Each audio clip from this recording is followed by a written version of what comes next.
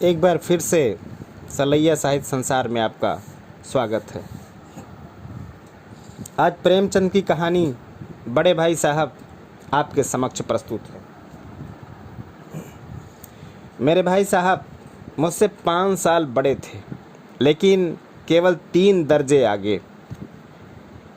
उन्होंने भी उसी उम्र में पढ़ना शुरू किया था जब मैंने शुरू किया, लेकिन तालीम जैसे महत्व के मामले में वह जल्दबाजी से काम लेना पसंद न करते थे। इस भावना की बुनियाद खूब मजबूत डालना चाहते थे, जिस पर आलीशान महल बन सके। 1 साल का काम 2 साल में करते थे, कभी कभी 3 साल भी लग जाते थे। बुनियाद भी पुख्ता न हो तो मकान कैसे पायेदार बने। मैं छोटा था, वह बड़े थे। मेरी उम्र 9 साल की थी, वह 14 साल के थे। उन्हें मेरी तंबीह और निगरानी का पूरा और जन्मसिद्ध अधिकार था, और मेरी शालीनता इसी में थी कि उनके हुक्म को कानून समझूं। इस स्वभाव से बड़े अध्ययनशील थे, हरदम किताब खोले बैठे रहते, और शायद दिमाग को आराम देने के लिए कभी कॉपी पर, कभी किताब के हाशियों पर चिड़ियों को तौबिल्लियों की तस्वीरें बनाया करते थे। कभी कभी एक ही नाम या शब्द या वाक्य 10-20 बार लिख डालते थे। कभी एक शेर को बार बार सुंदर अक्षरों में नकल करते, कभी ऐसी शब्द रचना करते जिससे न कोई अर्थ होता न कोई सामंजस्य। मसलन एक बार उनकी कॉपी पर मैंने यह इबारत देखी: स्पेशल अमीना, भाइयों भाइयों, दरअसल, भाई भाई, राधे श्याम, श्रेयुक्त, राधे श्याम, 1 घंटे तक। इसके बाद एक आदमी का चेहरा बना हुआ था। मैंने बहुत चेष्टा की इस पहेली का कोई अर्थ निकालूं, लेकिन असफल रहा। मैं उनसे पूछने का साहस न कर सका। वह 9वीं जमात में थे और मैं 5वीं में। उनकी रचनाओं को समझना मेरे लिए छोटी मोह और बड़ी बात थी। मेरा जी पढ़ने में बिल्कुल न लगता। 1 घंटा भी किताब लेकर बैठना पहाड़ था। मौका पाते ही हॉस्टल से निकलकर मैदान में आ जाता और कभी कंकरियाँ उछालता, कभी कागज़ की तितलियाँ उड़ाता, कभी कोई साथी मिल गया तो पूछना ही क्या। कभी चहार दीवारी पर कूद करके चढ़ करके भाग जाते, कभी फाटक पर सवार उसे आगे पीछे चलाते हुए मोटर कार का आनंद उठा रहे हैं। लेकिन कमरे में आते ही भाई साहब का वह रुद्र रूप देखकर प्राण सूख जाते। उनका पहला सवाल यह होता, कहाँ थे? हमेशा यही सवाल इसी ध्वनि में हमेशा पूछा जाता था, और इसका जवाब मेरे पास केवल मौन था। न जाने मेरे मुंह से यह बात क्यों न निकलती थी कि जरा बाहर खेल रहा था। मेरा मौन कह देता था कि मुझे अपना अपराध स्वीकार है, और भाई साहब के लिए इसके सिवा और कोई इलाज न था कि स्नेह और रोष से मिले हुए शब्दों में मेरा सत्कार करें। इस तरह अंग्रेजी पढ़ोगे तो ज़िंदगी भर पढ़ते रहोगे और हर्फ ना आएगा। अंग्रेजी पढ़ना कोई हंसी खेल नहीं है कि जो चाहे पढ़ ले। नहीं ऐरा गैरा नत्थु खैरा सभी विद्वान हो जाते। यहाँ रात दिन आँखें फोड़ने पड़ती हैं और खून को जलाना पड़ता है, तब कहीं यह विद्या आती है। और आती क्या है? हाँ, कहने को आ जाती है। बड़े बड़े विद्वान भी शुद्ध अंग्रेजी नहीं लिख सकते। बोलना तो दूर रहा, और मैं कहता हूँ कि तुम कितने घोंघा हो कि मुझे देखकर भी सबक नहीं लेते। मैं कितना मेहनत करता हूँ, यह तुम अपनी आँखों से देखते हो, और अगर नहीं देखते तो यह तुम्हारी आँखों का कसूर है, तुम्हारी बुद्धि का कसूर है। इतने मेले तमाशे होते हैं, मुझे तुम में कभी देखा है? रोज़ ही क्रिकेट और हॉकी मैच होते हैं, मैं पास नहीं फटकता, हमेशा पढ़ता रहता हूँ। उस पर भी एक दर्जे में 2-2, 3-3 साल पढ़ा रहता हूँ। फिर भी तुम्हें कोई कैसे आशा करते हो कि तुम ये खेल कूद करके वक्त गंवा करके पास हो जाओगे? मुझे तो 2-3 साल लगते हैं, तुम उम्र भर इसी दर्जे में पड़े रहते रहोगे। अगर तुम्हें इस तरह उम्र गंवानी है तो बेहतर है, घर चले आओ और मज़े से गुल्ली डंडा खेलो। दादा की गाढ़ी कमाई के रुपए क्यों बर्बाद करते हो? मैं यह लताड़ सुनकर आंसू बहाने लगता। जवाब ही क्या था? अपराध तो मैंने किया, लताड़ कौन सा है? भाई साहब उपदेश की कला में निपुण थे। ऐसी ऐसी लगती बातें कहते, ऐसे ऐसे सूक्ति बाण चलाते कि मेरे जिगर के टुकड़े टुकड़े हो जाते और हिम्मत टूट जाती। इस तरह जान तोड़ करके मेहनत करने की शक्ति मैं अपने में न पाता, और उस निराशा में ज़रा देर के लिए भी मैं सोचने लगता, क्यों न घर जाऊं? जो काम मेरे बूते से बाहर है उसमें हाथ डालकर क्यों अपनी ज़िंदगी ख़राब करूं? मुझे अपना मूर्ख रहना मंजूर था, लेकिन उतनी मेहनत, मुझे तो चक्कर आ जाता था। लेकिन घंटे 2 घंटे के बाद निराशा के बादल फट जाते, और मैं इरादा करता कि आगे से खूब जी लगा करके पढ़ूंगा। चटपट एक टाइम टेबल बना डालता, बिना पहले से नक्शा बनाए कोई स्कीम तैयार किए काम कैसे शुरू करूं? टाइम टेबल में खेल कूद की मत बिल्कुल उड़ जाती। प्रातः काल उठना, 6 बजे मुंह हाथ धो, नाश्ता कर पढ़ने बैठ जाना, 6 से 8 तक अंग्रेजी, 8 से 9 तक का हिसाब, 9 से 9:30 तक इतिहास, फिर भोजन और स्कूल, 3:30 बजे स्कूल से वापस होकर के आधा घंटा आराम, 4 से 5 तक भूगोल, 5 से 6 तक ग्रामर, आधा घंटा हॉस्टल के सामने ही टहलना, 6:30 से 7 तक अंग्रेजी कंपोजिशन, फिर भोजन करके 8 से 9 तक अनुवाद, 9 से 10 तक हिंदी, उससे 11 तक विविध विषय और फिर विश्राम। मगर टाइम टेबल बना लेना एक बात है, उस पर अमल करना दूसरी बात। पहले ही दिन उसकी अवहेलना शुरू हो जाती। मैदान की वह सुखद हरियाली, हवा के हल्के हल्के झोंके, फुटबॉल की वह उछल कूद, कबड्डी के वह दांव घात, वॉलीबॉल की वह तेज़ी और फुर्ती मुझे अज्ञात और अनिवार्य रूप से खींच ले जाती और वहाँ जाते ही मैं सब कुछ भूल जाता। वह जानलेवा टाइम टेबल, आँख फोड़ पुस्तकें, किसी की याद न रहती और भाई साहब को नसीहत और उनकी फजीहत को अवसर मिल जाता। मैं उनके साये से भागता, उनकी आंखों से दूर रहने की चेष्टा करता, कमरे में इस तरह दबे पाँव आता कि उन्हें खबर न हो। उनकी नज़र मेरी ओर उठी और मेरे प्राण निकले। हमेशा सिर पर एक नंगी तलवार सी लटकती मालूम होती थी।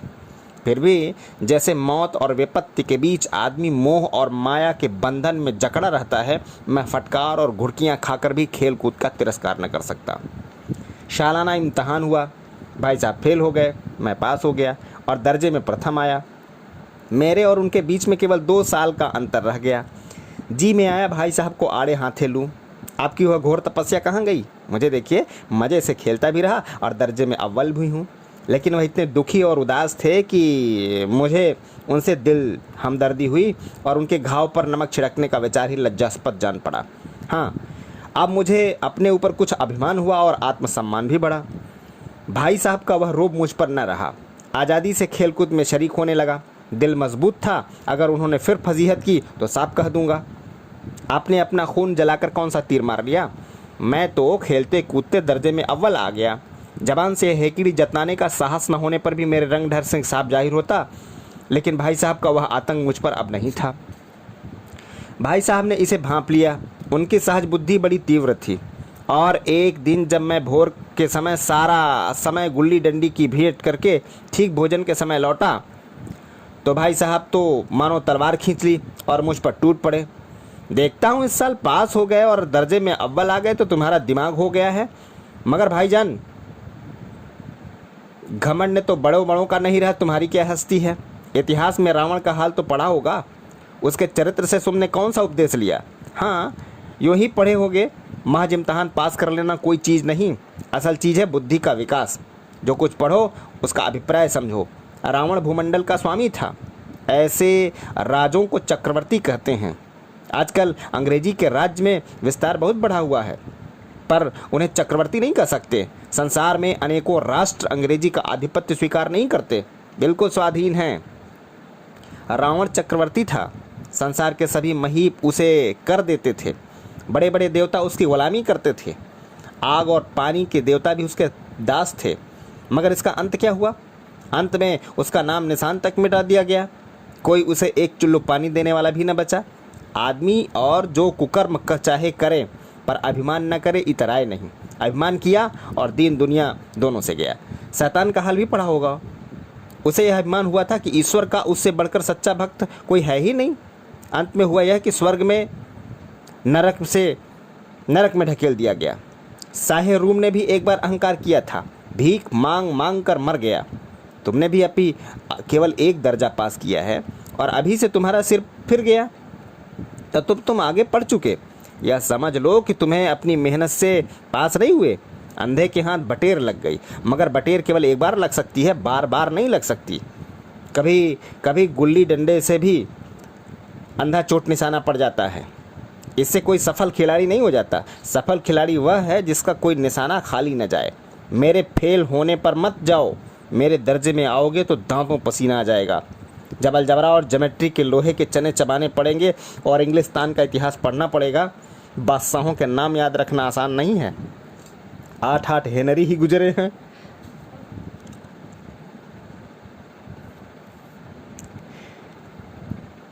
कौन सा कांड किस हेनरी के समय में हुआ, क्या यह याद कर लेना आसान समझते हो? हेनरी 7वें की जगह हेनरी 8वां लिखा और सब नंबर गायब। सचा फट, सिफर ही न मिलेगा, सिफर। हो किस ख्याल में? दर्जनों तो जेम्स हुए हैं, दर्जनों विलियम, दर्जनों चार्ल्स। दिमाग चक्कर खाने लगता है, आंधी रोग हो जाता है। इन अभागों के नाम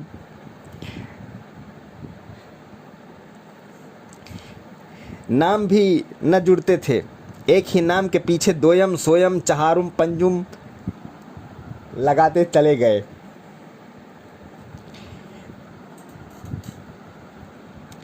मुझसे पूछते तो 10 लाख नाम बता देता, और ज्योमेट्री तो बस खुदा की पनाह। ए ब जय की जगह ए ज ब लिख दिया और सारे नंबर कट गए। कोई इन निर्दयी मोहम्मदियों से नहीं पूछता कि आखिर ए ब ज और ए ज ब में क्या फ़र्क है, और व्यर्थ की बात के लिए क्यों छात्रों का खून करते हो? दाल भात रोटी या भात दाल रोटी खाई, इसमें क्या रखा है? मगर इन परीक्षकों को क्या परवाह, वह तो वही देखते हैं जो पुस्तक में लिखा है।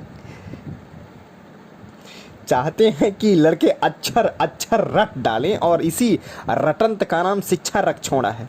और आखिर इन बेसिर पैर की बातों के पढ़ने से क्या फ़ायदा? इस रेखा पर वह लंब गिरा दो तो आधार लंब से दुगना होगा। पूछिए, इससे प्रयोजन दुगना नहीं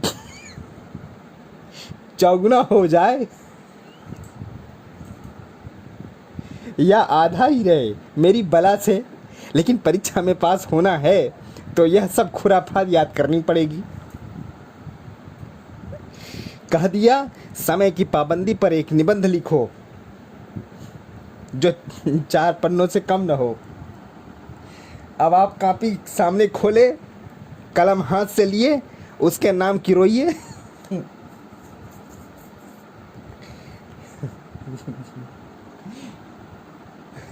कौन नहीं जानता कि समय की पाबंदी बहुत अच्छी बात है। इससे आदमी के जीवन में संयम आ जाता है, दूसरों का उस पर स्नेह होने लगता है, और उसके कारोबार में उन्नति होने लगती है। लेकिन जरा सी बात पर 4 पन्ने कैसे लिखें? जो बात एक वाक्य में नहीं कही जा सकती है, उसे 4 पन्ने में लिखने की क्या ज़रूरत? मैं तो इसे हिमाकत कहता हूँ। यह तो समय की किफ़ायत नहीं बल्कि उसका दुरुपयोग है कि व्यर्थ में किसी बात को ठूस दिया जाए। हम चाहते हैं आदमी को जो कुछ कहना हो चटपट कह दे और अपनी राह ले, मगर नहीं, आपको 4 पन्ने रंगने पड़ेंगे, चाहे जैसे लिखिए, और पन्ने भी पूरे फुल स्केप के आकार के। यहाँ छात्रों पर अत्याचार नहीं है तो क्या है? अनर्थ तो यह है कि कहा जाता है कि संक्षेप में लिखो। समय की पाबंदी पर संक्षेप में एक निबंध लिखो, और जो 4 पन्ने से कम न हो। ठीक, संक्षेप में तो 4 पन्ने हुए, नहीं शायद 200 पन्ने लिखवाते। तेज भी दौड़िए और धीरे धीरे भी है। उल्टी बात है या नहीं? बालक भी इतनी सी बात समझ सकता है, लेकिन इन अध्यापकों को इतनी तमीज़ भी नहीं। उस पर दावा है कि हम अध्यापक हैं। मेरे दर्जे में आओगे लाला तो सारे पापड़ बेलने पड़ेंगे, और तब आटे दाल का भाव मालूम होगा। इस दर्जे में अव्वल आ गए हो तो ज़मीन पर पाँव नहीं रखते। इसलिए मेरा कहना मानिए, लाख फेल हो गया हूँ, लेकिन तुमसे बड़ा हूँ। संसार का मुझे तुमसे कहीं ज़्यादा अनुभव है, और जो कुछ कहता हूँ उसे गिरह बांधिए, नहीं पछताइएगा। स्कूल का समय निकट था, नहीं ईश्वर जाने यह उपदेश माला कब समाप्त होती। भोजन आज मुझे निस्वाद सा लग रहा था। जब पास होने पर यह तिरस्कार हो रहा है तो फेल होने पर जाने तो शायद प्राण ही ले लिए जाएं। भाई साहब ने अपने दर्जे की पढ़ाई को जो भयंकर चित्र खींचा था, उसने मुझे भयभीत कर दिया था। स्कूल छोड़ करके घर नहीं भागा, यही ताज्जुब है। लेकिन इतने तिरस्कार पर भी पुस्तकों में मेरी रुचि त्यों की त्यों बनी रही। खेल कूद का कोई अवसर हाथ से न जाने देता। पढ़ता भी मगर बहुत कम, बस इतना ही रोज़ का टास्क पूरा हो जाए और दर्जे में जलील न होना पड़े। अपने ऊपर जो विश्वास पैदा था वह फिर लुप्त हो गया और फिर चोरों का सा जीवन कटने लगा। फिर सालाना इम्तहान हुआ और कुछ ऐसा संयोग हुआ कि मैं फिर पास हुआ और भाई साहब फेल हो गए। मैंने बहुत मेहनत नहीं की पर न जाने कैसे दर्जे में अव्वल आ गया। मुझे खुद अतरज हुआ। भाई साहब ने प्राणांतक परिश्रम किया, कोर्स का एक एक शब्द चाट गए थे। 10 बजे रात तक इधर, 4 बजे भोर से उधर, 6 से 7, 6 से 9:30 तक स्कूल जाने के पहले मुद्रा कांतहीन हो गई थी, मगर बेचारे फेल हो गए। मुझे उन पर दया आती थी। नतीजा सुनाया गया तो वह रो पड़े और मैं भी रोने लगा।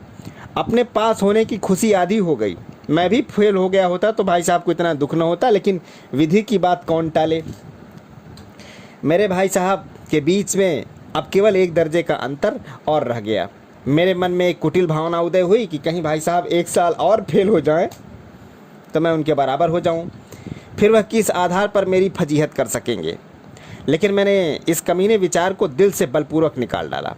आखिर वह मुझे मेरे हित के विचार से ही तो डांटते हैं। मुझे इस वक्त अप्रिय लगता है अवश्य, मगर यह शायद उनके उपदेशों का ही असर है कि मैं दनादन पास हो जाता हूँ और इतने अच्छे नंबरों से। अब भाई साहब बहुत कुछ नर्म पड़ गए थे।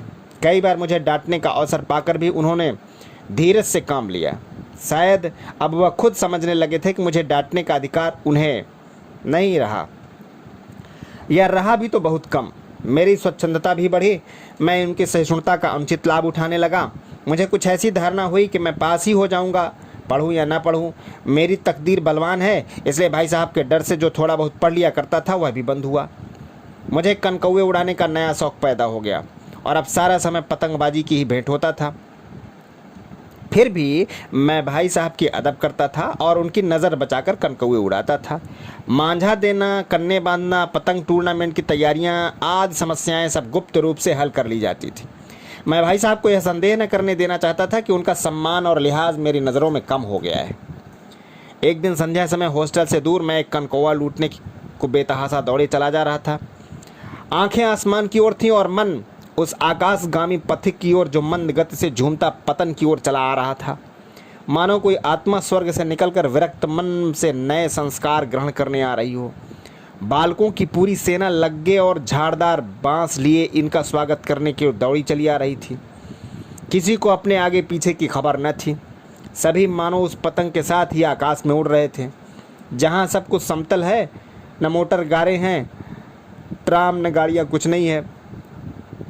सहसा भाई साहब से मेरी मुठभेड़ हो गई, जो शायद बाजार से लौट रहे थे।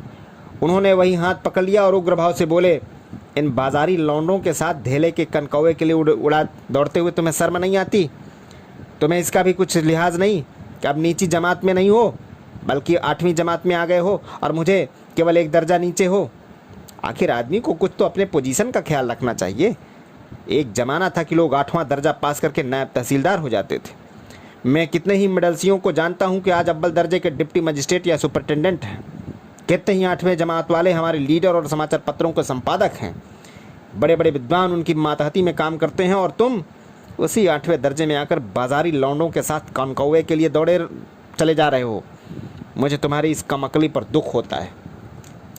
तुम जहीन हो, उसमें शक नहीं है, लेकिन वह जहन किस काम का जो हमारे आत्मगौरव की हत्या कर डाले। तुम अपने दिल में समझते होगे कि मैं भाई साहब से महज 1 दर्जा नीचे हूँ और अब उन्हें मुझे कुछ कहने का कोई हक नहीं है, लेकिन ये तुम्हारी गलती है।